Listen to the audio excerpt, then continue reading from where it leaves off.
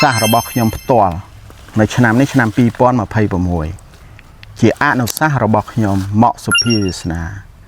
ជូនបងប្អូនប្រជាកសិករររបរទទួលទានក្នុងការដាំដុះដំណាំកស៊ូបាទចាប់ពីពេលនេះតទៅសូមបងប្អូនជាអនុសាសន៍ក៏ដូចជាការប្រឹក្សាយោបល់របស់ខ្ញុំបាទសូមបងប្អូនបើកជាជ័រកស៊ូនៅទំហំដើម60សង់ទីម៉ែត្រ60មិន50ទេ60សង់ទីម៉ែត្របាទអញ្ចឹងនៅពេលហ្នឹងរយៈពេលនៃការថែទាំអាចដល់6ទៅ7ឆ្នាំកើនឡើងមូលហេតុអីកើនឆ្នាំឡើងមូលហេតុនៅពេលដែលបងប្អូនបើកទំហំដើម60សង់ទីម៉ែត្រគឺសុខភាពដើមរបស់បងប្អូនមានទំហំធំរួចទៅហើយណាអញ្ចឹងគ្រាន់តែបងប្អូនបើកគឺជាប់បងប្អូនហូរមកដោយបានទិន្នផលខ្ពស់បើប្រៀបធៀបដែលបងប្អូនបើកទំហំ45 50សង់ទីម៉ែត្របាទហើយសុខភាពបានល្អហើយប្រវាយមុខជាវែងណាហើយបើសិនជាវាថយនៃការលូតលាស់ទំហំដើមក៏វាបានទំហំបានធំរួចទៅហើយបាទណាហើយដល់ពេលអញ្ចឹងវាបន្តពី60នឹងទៅទៀតបងប្អូនថ្ងៃក្រោយទោះបីជាវាយឺតមែនតែវាបានធំទៅហើយបើយើងបើកជុកជាត្រឹមតែ45 50នេះអញ្ចឹងអាតរំទៅដល់60ហ្នឹងវាចំណាយពេលច្រើនជាងដែលយើងហើយអញ្ចឹងបងប្អូនអត់ធ្មត់បានទ្រាំបានសុខចិត្តស៊ូអត់ស៊ូឃ្លានថែមមួយឆ្នាំឬ2ឆ្នាំទៀតដើម្បីឲ្យបានទំហំដើម60សង់ទីម៉ែត្រនៅចំនួនដើម 70% ឡើងទៅនៃចំនួនដើមសរុបនៃផ្ទៃដីក្នុងចំការរបស់បងប្អូនហើយរកអ្នកដែលជំនាញជាជ័របានច្បាស់លាស់ត្រឹមត្រូវដែលមិនមែនជាអ្នកអត់ចេះជាជ័រចេះតែយកមកអាហ្នឹងទៅអត់រួចទេពីព្រោះ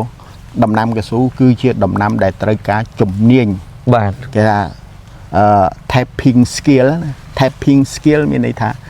អ្នកដែលជាជ័រដែលមានជំនាញបាទមិនមែនយកអ្នកជាជ័រចេះតែយកមកហើយជាបំផ្លាញបុកកស៊ូបំផ្លាញដើម្បីដូរប្រាក់ខែទេអត់ត្រូវការទេហើយបើសិនជាគាត់អត់ចេះត្រូវមានកន្លែងបណ្ដុះបណ្ដាលចការនឹងត្រូវបណ្ដុះបណ្ដាលគាត់ទៅបង្រៀនគាត់ទៅណាយ៉ាងហោចណាក៏ឲ្យគាត់រនហូបបាយនេះទៅវាអត់យូរទេរយៈពេលយ៉ាងច្រើនហ្នឹង5ថ្ងៃទៅ1សប្តាហ៍ហ្នឹងគាត់ចេះហើយណាចេះស្ទាត់ហើយយើងមានមេក្រុមមើលទៀតគាត់អនុវត្តដើម្បីគ្រប់គ្រងអាហ្នឹងបង្រៀនអ្នកដែលអត់ចេះសោះណាមករៀនជាជ័រហ្នឹងដល់ពេលគាត់ចេះល្អជាងអាអ្នកចេះពីណាពីណីដែលគាត់មករកធ្វើការហ្នឹងអាហ្នឹងយ៉ាប់វិញតែនមកខ្ញុំអាអ្នកចេះហើយហ្នឹងយ៉ាប់រឹងពីព្រោះគាត់ចេះហើយដូចខ្ញុំរាល់ថ្ងៃហ្នឹងមេការដែលអត់ចេះមុនដំបូងគេបំផុតឥឡូវហ្នឹងគាត់បានទិន្នផលច្រើនជាងគេដោយសារគាត់អនុវត្តទៅតាមអនុសាសន៍ក៏ដូចជាការណែនាំរបស់ខ្ញុំ 100% ប៉ុន្តែមេការដែលគាត់ជើងចាស់ជើងយូរខ្ញុំប្រាប់ឲ្យធ្វើអញ្ចេះគាត់តែចង់ធ្វើអញ្ចេះគាត់ធ្វើតាទិន្នផលធ្លាក់ចុះជាលំដាប់បាទឥឡូវអត់ឈ្នះក្មេងៗជំនាន់ក្រោយទេតែគាត់យកតាមការណែនាំរបស់យើងអាហ្នឹងឃើញជាសគឺជាក់ស្ដែងជាពិសេសនេះបងអូននេះបើថតគាត់នេះគ្មានអាណាឈ្នះគាត់ទេបាទគាត់ឈ្មោះលោកណាក់បាទខ្ញុំលើកទឹកចិត្តគាត់ហើយមើលការគ្រប់គ្រងរបស់គាត់ជ័រក៏អត់ហូរក៏ក្លេកក្លាក់ហើយមុខជាក៏អត់មានត្រូវរបួសត្រូវអីបាទល្អហ្នឹងហើយមុខជាប្រព័ន្ធជាឯកសណ្ឋានភាពមុខទៅណាគឺទៅនឹងក៏ឲ្យមុខទៅនេះផងទៅនោះផងហើយចេះមេការខ្លះហើយកុំទៅខ្វាយខ្វល់ពេកអាដើមណាវាចេញជ័រកន្លែងណាជាកន្លែងអាហ្នឹងផ្លាញចោលបើដើមណាវាអត់ចេញជ័រហ្នឹងយើងសម្រាកទៅដកចានដកស្ពាទុកអាដើមនឹងឲ្យវានៅទំនេរនៅសម្រាប់ទៅវាមិនមែនកើនទិន្នផលរហូតដល់រាប់តោនឬក៏ធ្វើឲ្យម្ចាស់ចការនឹងខាតលុយរាប់លានដោយសារទុកអាដើមនឹងមួយដើមឲ្យនៅសម្រាប់នោះទេបាទហើយកត្តាសំខាន់ទិន្នផលរបស់កស៊ូមិនមែនកើនឡើងដោយសារការលាបថ្នាំជំនួយទេកើនឡើងដោយសារការដាក់ជីបាទការដាក់ជីយើងមិនមែនចេះតែដាក់ទេយើងយកដីយើងយកទៅវិភាគក្នុងមន្ទីរពិសោធន៍ឲ្យដឹងថាដីចការរបស់យើងមានសារធាតុអីខ្លះ NPK ពួក macro micro អីខ្លះបាទក្រោយពីបានលទ្ធផលនោះមកយើងរៀបចំរូបមន្តជីដោយឡែកហើយរូបមន្តជីហ្នឹងយើងយកទៅលាយជីមេជី3ប្រភេទមានអ៊ុយរ៉េបាទ DAP ហើយនឹងព potassium chlorua ឬក៏ឥឡូវហ្នឹងគេពាក្យភាសាពាណិជ្ជកម្មគេហៅកាលីបាទដែលរូបមន្ត G ដូចអ៊ុយរ៉េអញ្ចឹងវាមានរូបមន្ត G របស់វា4600បាទ N46 P0 K0 បាទ DAP DAP ហ្នឹងបាទមានន័យថាម៉េច DAP D ammonium phosphate បាទ D ammonium phosphate គេកាត់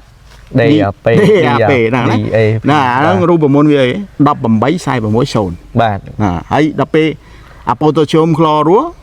ឬក៏កាលីគេហៅកាលីហ្នឹងបាទ0060អូបាទហើយយើងយកអា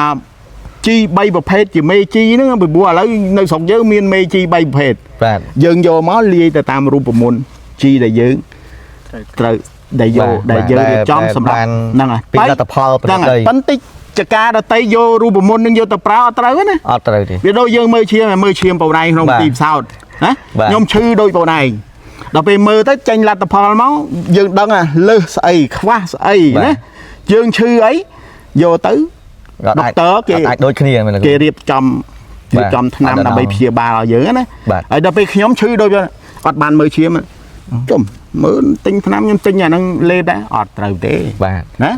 បាទដូចគ្នានេះកៅស៊ូវាជាដំណាំដែលត្រូវការជំនាញដែលត្រូវការបច្ចេកទេសហើយជាដំណាំ long term យូរបាទណាមិនមែនជាដំណាំរដូវទេណាដំណាំមិនរដូវមិនធ្វើជុំបាទមិនមែនជាដំណាំរដូវដូចជាស្រូវពោតស្ដៃនោះទេណាដលងអីទេអានេះគឺចិញ្ចឹមឆ្នាំងតចៅរយៈពេលយូរតែទៀមទាជំនាញគ្រប់ទាំងអស់ការដាំដុះការថែទាំជាពិសេសហ្នឹងគឺការប្រមូលផលដោយគ្រូចំណាំមានប្រសាសន៍ថាប្រព័ន្ធនៃការជាចរបាទទៅស្ដាប់ទៅប្រព័ន្ធអាចដូចប្រព័ន្ធកណន័យប្រព័ន្ធនេះគឺ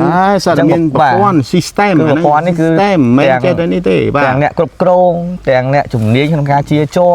អញ្ចឹងអ្នកជំនាញហ្នឹងគឺត្រូវតែមាន